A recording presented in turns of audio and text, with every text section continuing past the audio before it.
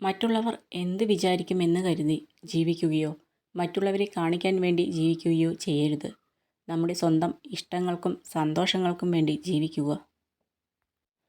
ചിലതൊക്കെ അസഹനീയമാണ് എന്ന് തോന്നുമ്പോൾ, ചിലതൊക്കെ തിരുത്താൻ കഴിയില്ല എന്ന് തോന്നുമ്പോൾ, ചിലതൊക്കെ പൊട്ടിച്ചെറിയാൻ കഴിയുന്നില്ലെങ്കിൽ ജീവിതം എന്നും തടവറയിലാകും. നിങ്ങളുടെ മൂല്യം നിങ്ങളിലാണ്, അല്ലാതെ മറ്റുള്ളവരുടെ കണ്ണുകളിലല്ല. അതുകൊണ്ട് മറ്റുള്ളവരുടെ അഭിപ്രായങ്ങൾക്ക് കാത്തു നിൽക്കേണ്ട കാര്യമില്ല. കൈവിട്ട് കളഞ്ഞത് എന്തെങ്കിലും തിരിച്ചു വേണമെന്ന് തോന്നിയാൽ കിട്ടിയെന്ന് വരില്ല. കാരണം കാലത്തിന് മനുഷ്യനേക്കാൾ വാശിയാണ്. ഒരു തുറന്ന പുസ്തകം പോലെ പെരുമാറിയിട്ടും അതിലെ ഒരു താളുപോലും മനസ്സിലാക്കാത്തവർക്ക് വേണ്ടി ഒരിക്കലും സങ്കടപ്പെടരുത്. പിടിവാശി കൊണ്ടോ അഹംഭാവം കൊണ്ടോ ജീവിതത്തിൽ ഒന്നും നേടാൻ സാധ്യമല്ല.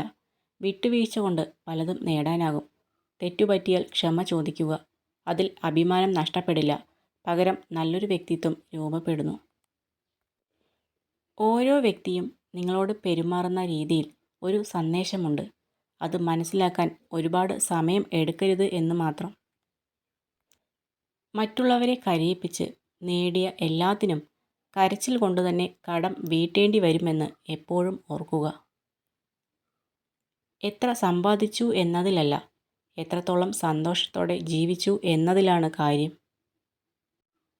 നിങ്ങളുടെ ലക്ഷ്യങ്ങൾ നിറവേറ്റുന്നതിൽ ശ്രദ്ധിക്കുക. അത് നേടിക്കഴിഞ്ഞാൽ മറ്റുള്ളവരുടെ അഭിപ്രായങ്ങൾക്ക് വിലയുണ്ടാകില്ല. സ്വപ്നങ്ങൾ പലപ്പോഴും ഒരു ആശ്വാസമാണ്. ജീവിതത്തിൽ നമ്മളിൽ നിന്ന് അകന്നു പോകുന്നവരെ ഇത്തിരി നേരമെങ്കിലും നമ്മുടെ കൂടെ പിടിച്ചിരുത്താൻ സ്വപ്നങ്ങൾക്ക് മാത്രമേ കഴിയൂ. ചുറ്റിലും നടക്കുന്ന കാര്യങ്ങളെ നിയന്ത്രിക്കാൻ കഴിയാതെ വരുമ്പോൾ അതിനോടുള്ള നിങ്ങളുടെ പ്രതികരണത്തെ നിയന്ത്രിക്കുക. അതാണ് യഥാർത്ഥ ശക്തി.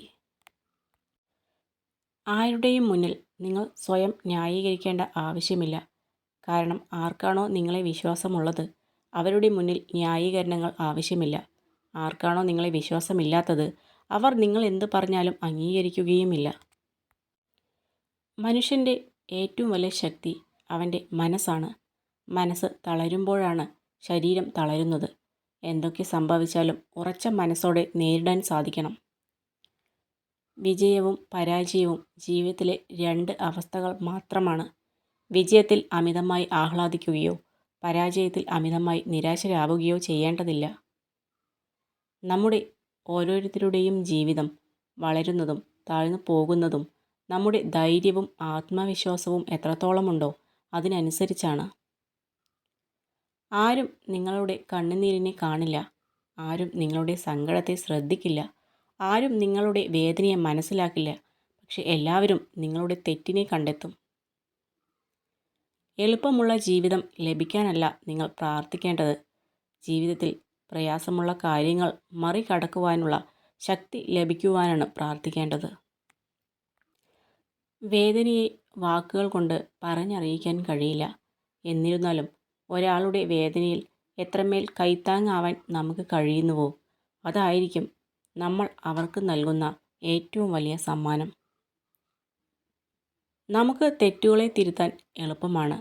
പക്ഷേ തെറ്റിദ്ധാരണകൾ തിരുത്തുക പ്രയാസമാണ്. എങ്കിലും തെറ്റിദ്ധാരണ ഉണ്ടാകുന്ന സാഹചര്യങ്ങളെ അകറ്റി നിർത്താവുന്നതാണ്.